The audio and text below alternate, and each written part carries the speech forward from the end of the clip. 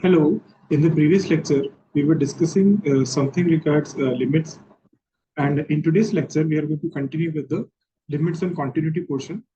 In the previous lecture, I introduced to you the notion of continuity and notion of limits, and today we are going to add one more concept, that is the continuity. Okay, so just give me a minute. So complex functions were done. I hope, and then we were moving on to continuity. Okay, so today's topic will be limits and continuity again, so that we go ahead in a uh, journey of complex analysis. So today's topic is limits and continuity. And please do remember, these all concepts you've already done in your, at least not in R, then R square. If you have taken a course on multivariable calculus or real analysis, uh, you might be aware of all these things, but still it's better to revise things, because at times, because of the because of the time, people tend to forget things. Okay, so the first day, so suppose a complex valued function f, a complex valued function f is defined from D to C, where D is a subset of C, and Z naught belongs to the derived set of D. Okay, derived because we want to take the limit. So let Z naught belongs to the derived set of D. Then f is said to have limit. F is said to have a limit. Is said to have a limit L as Z tends to Z naught. That is, mathematically we write limit Z tends to Z naught Fz is equal to L. When, so basically, when I'm saying that Fz has limit L, it implies the distance between Fz and L can be made as small as possible. As I mentioned earlier, in mathematics, the notion or the as small as possible, all these kind of terminologies appear quite vague. So you have to make it more precise. So how would you make precise? You would say, let my Fz and L be distant to each other, lesser than some tolerance value, let's say epsilon. So given epsilon greater than 0, if you tell to me that, okay, can you make my Fz and L distance less than epsilon? I'll say, okay, if the limit of Fz at Z tends to Z naught is L, I can really do so. How? By reducing the, whenever reducing the distance between Z and Z naught and less than some del. And why greater than 0? Because it may be possible that a function may not be defined at Z naught, which may have motivated you to find the limit. So therefore, we usually take limit, define the limit of the function by assuming a neighborhood of Z, not including Z naught, which is also referred to as the punctured disk at Z naught. So basically, again, I'm telling, can you make my distance between Fz and L less than epsilon? I will say yes. Every time you give me an epsilon, I will be in a position to give you del, which again is a function of what? Which is a function of epsilon only. So you give me a del, I'll give you an epsilon. If you give me an epsilon, I will give you always a del, which would be a function of epsilon. So every time you give me an epsilon, if I'm in a position to give a del, that is every time if you say that can function Fz be made as close as possible to L, so you will say, okay, I'll give you a tolerance limit. So you give me a tolerance limit, let's say epsilon, I'll tell yes. If you give me an epsilon, I'll always give you a del, such that Z minus Z naught mod is less than del. It implies whenever your Fz tends to L, my Z tends to Z naught. So this is informally, and this is more formally, this is referred to as the epsilon del definition. Otherwise, if a sequence Zn converges to Z naught, and if the limit exists, then it implies the limit n tends to infinity, Fzn must converge towards L. Okay, this is how it is.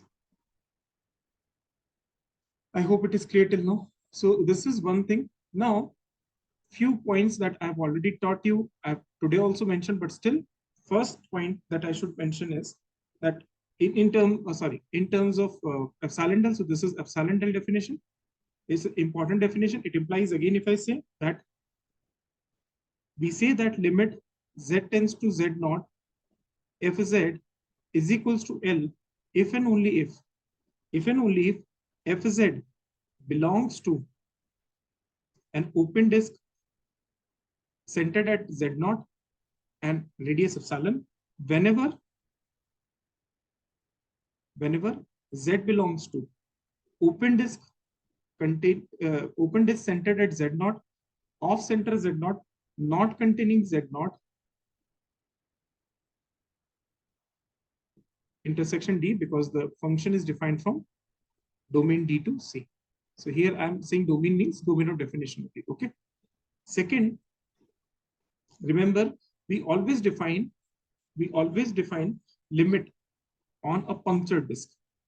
Whenever we have to define limit, we use the notion of the punctured disk. That is, we define the neighborhood of z naught in such a way that it does not include z naught. So we always define the limit in a way that we are not going to take the we always define a limit in a way that we consider the neighborhood of z naught such that it does not contain z naught.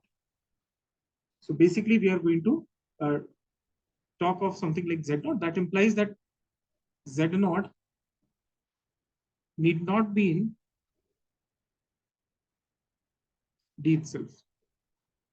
Okay, because only if there is a possibility that it may be in D, but it need not be, means I'm keeping it general. I have also told you that it's not necessary that you will always find a limit to a function. Let's say you can limit you. It's like you can find a limit z tends to 0 sine z over z. But why you are finding it here? Because you know that z is not contained inside the domain D of the function.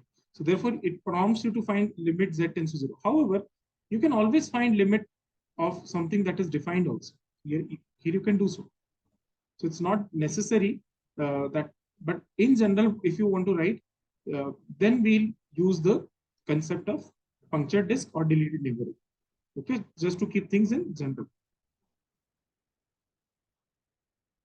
Now, another important thing that one must note is third point, and that is important, very, very important.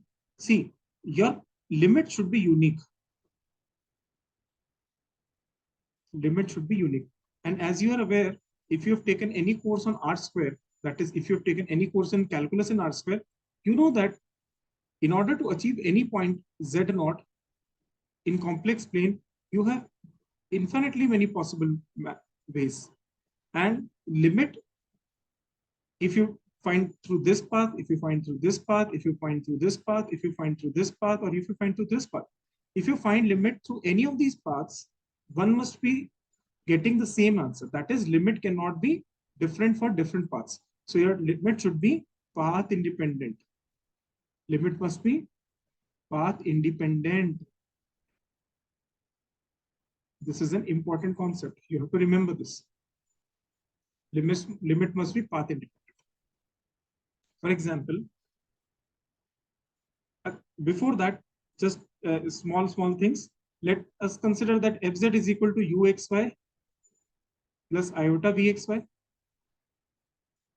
Okay. Now, if I'm saying that my limit z tends to z naught, fz is equal to L1 plus iota L2, it implies what?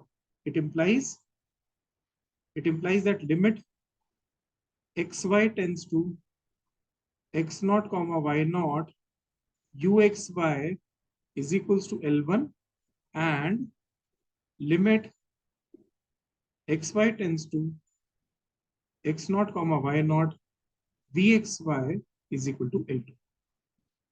Okay, so if the function fz limit z tends to z naught is L1 plus iota L2, this can be limit if and only if uxy limit at xy tends to z x naught comma y naught is L1, and limit xy tends to x naught comma y naught vxy is L2. Okay, so this is simple thing. You can prove it on your own. I'm leaving the proof on your own. You can find the proof in any of the textbook. Proof on your own. Okay, so I think this is an easy proof. That's why I'm not elaborating much on this. Then let us do a question and then understand what I wanted to say. So if I take limit z tends to 0, and let's say fz is z bar divided by z, does the limit exist? So answer is no. Why? Because see, if I take limit z tends to 0,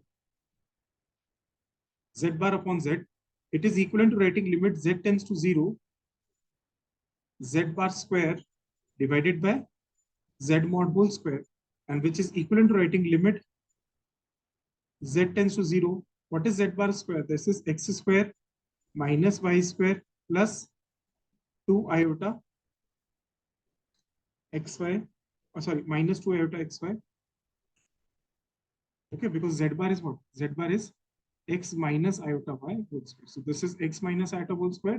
This is divided by plus x square plus y square. So this whole divided by x square plus y square. And this will be equals to what? Limit z tends to 0, x square minus y square divided by x square plus y square plus, sorry, minus again, minus 2 iota, or if I write minus iota, and this will be 2 xy upon x square plus y square. Now, if you want to z tends to 0, we know that x also tends to 0 and y also tends to 0 simultaneously. So instead of this, in the notion of r square, we can write this way. And obviously, we can take a path, let's say y equal to mx, and this gives me 1 minus m square upon 1 plus m square minus iota 2 times m square, sorry, 2 times m divided by 1 plus m square. Clearly, the limit is path dependent. So therefore, we can say that our limit does not exist. Therefore, we'll say that limit does not exist. And it is important thing. Okay, so one thing you should remember. Now, if a little bit about algebra of limits.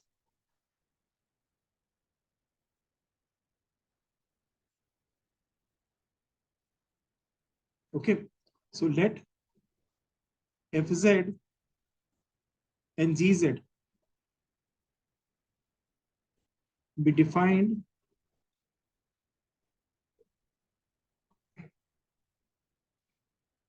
in a neighborhood of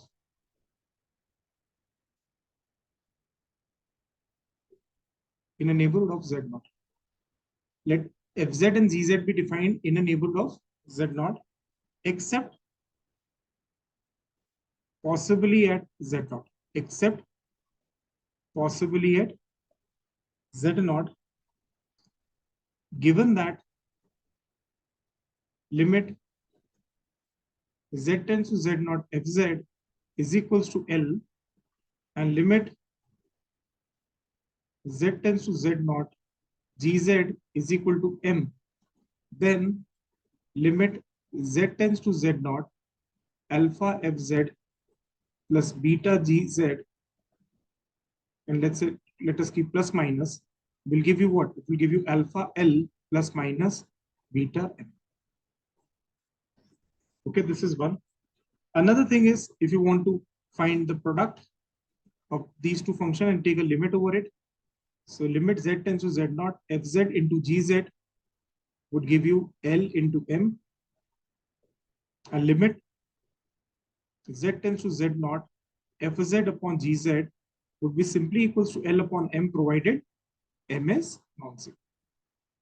Provided m is non-zero. I hope this works for you.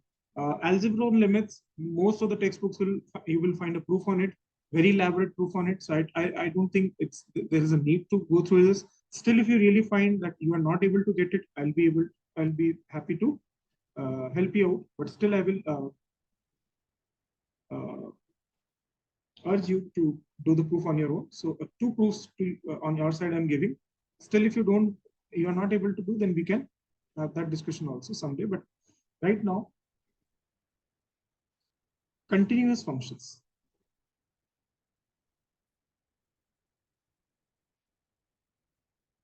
Let us discuss continuous functions. Now you see a function defined from D to C, where D is a subset of C, is continuous at Z naught. is continuous at z naught if and only if limit z tends to z naught, fz is equals to fz naught. So now for function to be continuous at point z naught, function must be defined at that point z.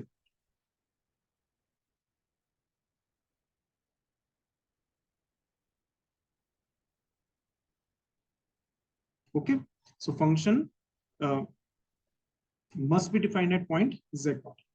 So the first thing is for a function to be continuous, function to be continuous at function to be continuous at a point z naught, function must be defined at that point z naught.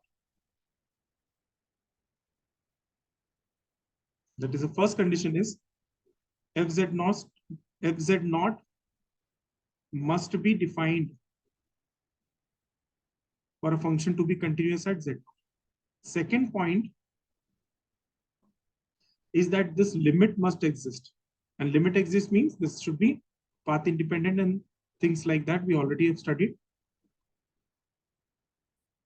And third point is this limit, even if it exists, it must be equal to the functional value at the limiting point.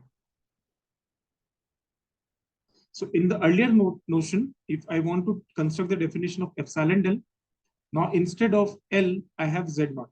So given epsilon greater than 0, the distance between Fz and Fz naught can be made as small as possible. It implies epsilon whenever Z minus Z naught mod is less than 10. See here, I'm not taking the punctured disk. Why? Because now I cannot remove Z naught because function must be defined at Z naught. So Z naught must be belonging to D. A function which is not defined at a point Z naught cannot be continuous at that particular point Z naught. So this is very important point.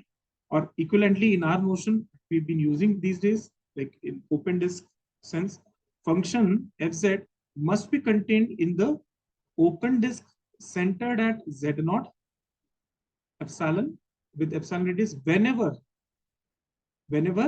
Z is contained in open disk centered at Z naught and radius intersection D. I hope it is clear.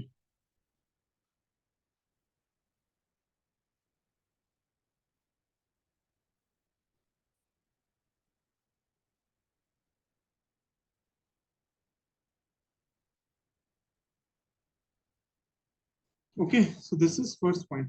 This is important point.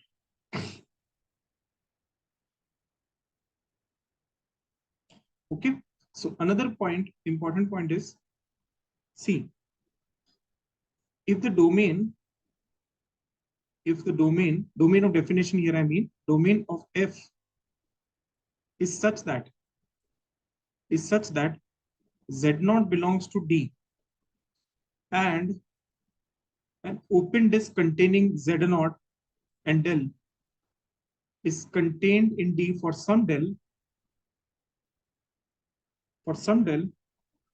then all the points in this open disk, that is in the open disk centered at Z0 with radius del, must satisfy the continuity condition, must satisfy the continuity condition or continuity equation that we have written. That is for all these points,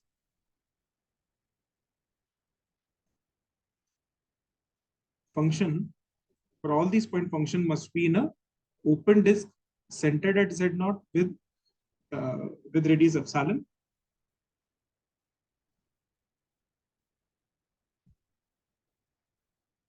Okay, so whenever we are talking of Z belonging to open disk centered at Z0 with radius del, if I take all these Z points from this particular open disk, then function must be in open disk centered at Fz0 and radius epsilon. However, the first thing is it might happen that in entire this particular thing, that is in entire disk, there is a possibility that only Z naught is a point. Only Z naught happens to be a point. Only Z naught happens to be a single point in this particular open disk. That is, there is a possibility that Z naught may be an isolated point. So maybe a isolated point also.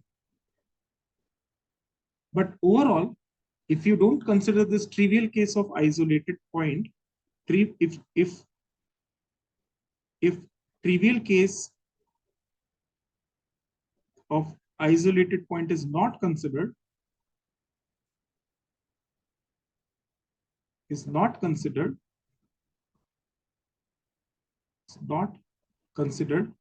then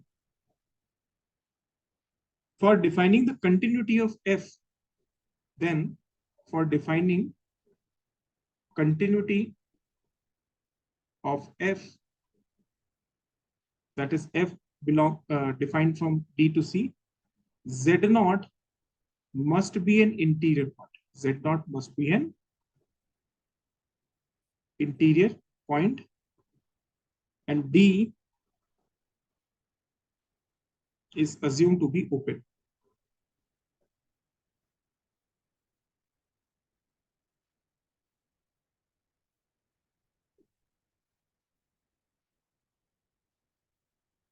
D is assumed to be open.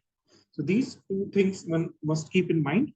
And now let us do let us start with a few questions. Let us try to consider a function defined from C to C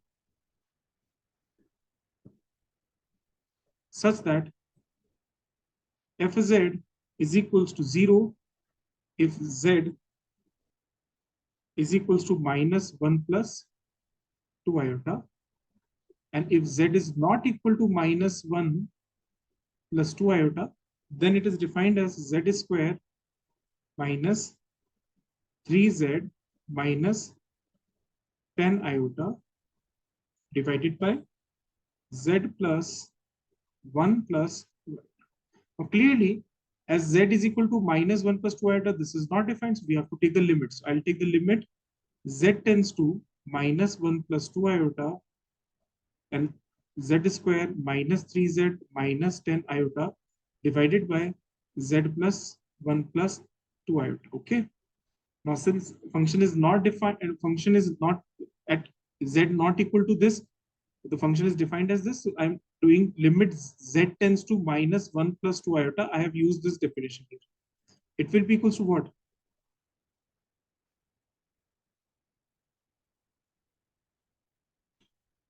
So I hope you can do the splitting part. So I'm leaving up to you. The splitting I'm directly writing.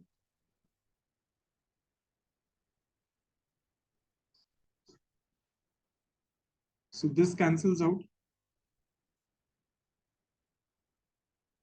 And this will give you what? If you place it here, it will be minus 5 minus 4 iota. Certainly not equal to 0. That is certainly not equal to functional value at minus 1 plus 2 iota. Clearly, function is discontinuous.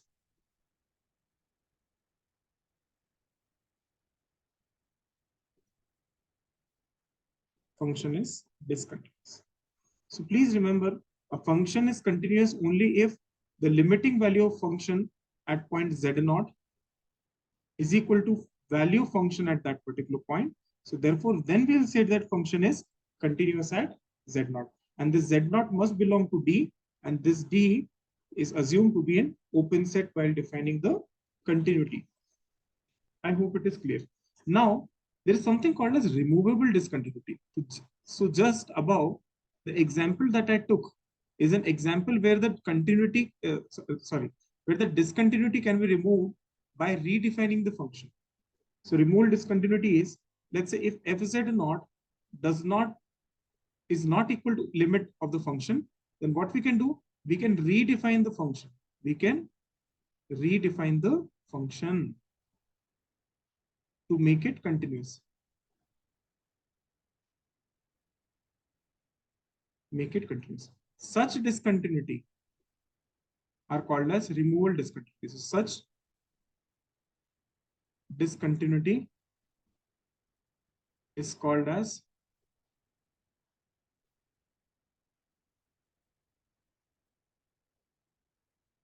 removable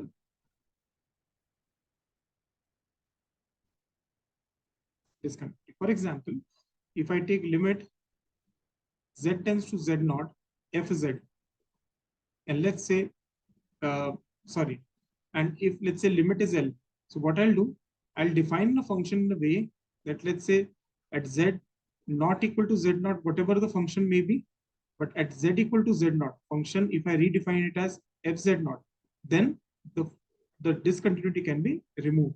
So for example, in the previous example that we took, function was given as fz was given as 0 if z is equal to minus 1 plus 2 iota, and if z is not equal to minus 1 plus 2 iota, then function is simply z square minus 3z minus 10 iota divided by z plus 1 plus 2 iota. So if function is such, then what you can do, you know that this particular function limit was, the limiting value at z tends to minus 1 plus 2 iota was coming out to be equivalent to minus 5 plus 4 iota. So what I'll do, I will redefine the function. So if function can be redefined, then the function will become continuous. So let's say if I say that at z is equal to minus 1 plus 2 iota, if I redefine my function as minus 5 minus 4 iota, then there would be no worries. Now this particular function, the continuity has been removed, and such discontinuities are called as the removable discontinuity. So where you can redefine the function and remove the discontinuity, such discontinuities are called as the removable discontinuity. Okay, same way as we did in limits, I'm writing this here, that the function fz is equal to uxy plus iota vxy is continuous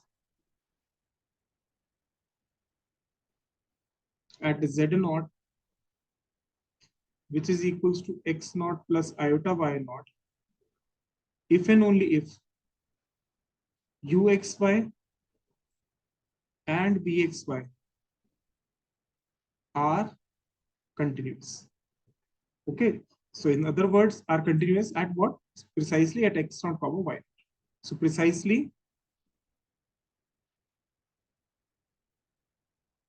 real part of f and imaginary part of f are continuous if and only if f is continuous. So if f is continuous, the real part of f and imaginary part of f are continuous.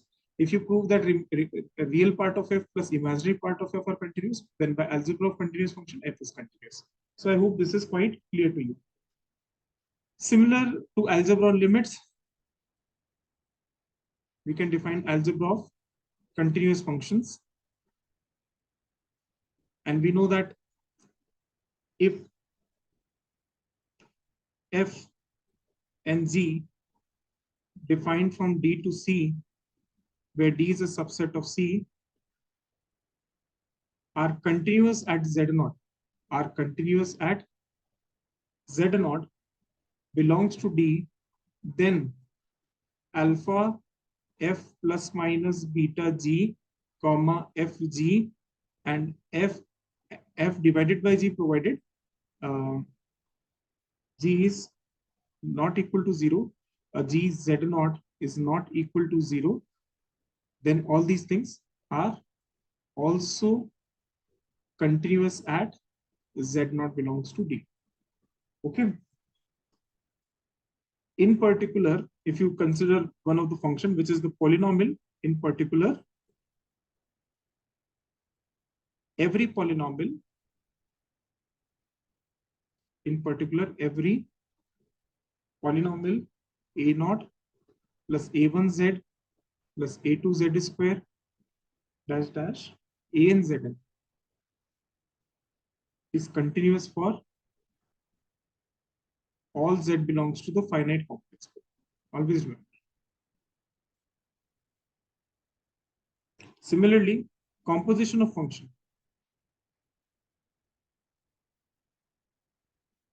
So composition of two continuous functions is continuous, that is, if f is defined from d1 to d2 and continuous at z0 belongs to d1, and if you compose, then the codomain set of f must be the domain set of G, that is f defined from d2 to C is continuous at, let's say, w naught, where w naught is what it is equal to fz naught, then G of f defined as G of fz is also continuous at z0 belongs to d.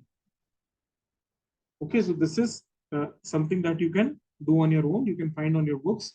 This is composition of two continuous function is also continuous. In fact, the sequential criteria to define continuity would be the same as we have done in real analysis also. That let's say if a function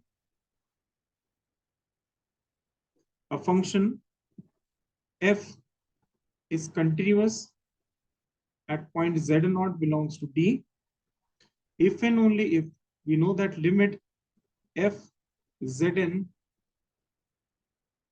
must be equal to f of z0.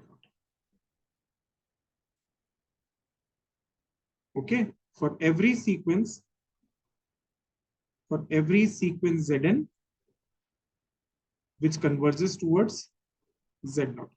So if we consider that limit fz at z tends to Z0 is equal to fz0, then we say that function is continuous. The same thing can be written sequentially if limit n tends to infinity, fzn converges towards fz0 when zn converges to z0. Okay. So for every sequence Zn which converges towards Z0, if function is continuous, then fzn will converge towards fz0. This is the sequential criteria. I hope I don't need to define all these things time and again.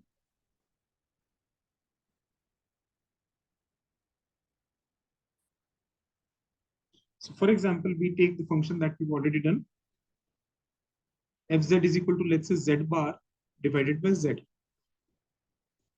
Let's say z belongs to set of complex number not containing 0. Now,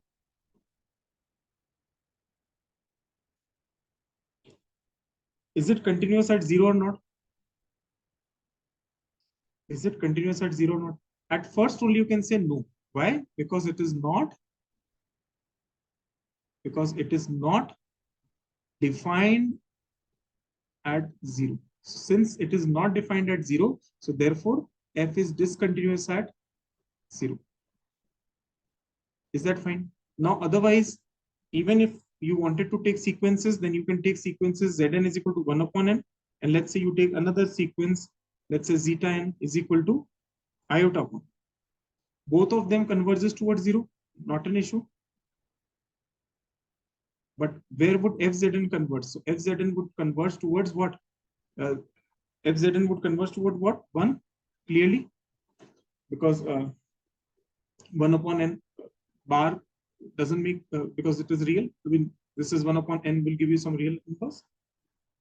Okay, so taking conjugate doesn't make any difference. But if you take f zeta n, this converges to 0, this also converges to 0. So in principle, if Zn converges to 0, then if function is continuous, then fzn must converge towards f of 0. So here function is not defined. But even if you do some other thing, let's say even if you want to find it using two different what you can say sequences, so you will find that two different sequences will take to two different limits. So iota upon n will give you what? It will give you minus iota upon n divided by iota upon n, so cancels out -1. So two different sequences, two different limits. So therefore, this function cannot be made, cannot be even what you can say made continuous by removing the discontinuity, because here the function limit itself is not existing. Okay, so limit itself is not existing. So therefore, this cannot be made even continuous by redefining the function.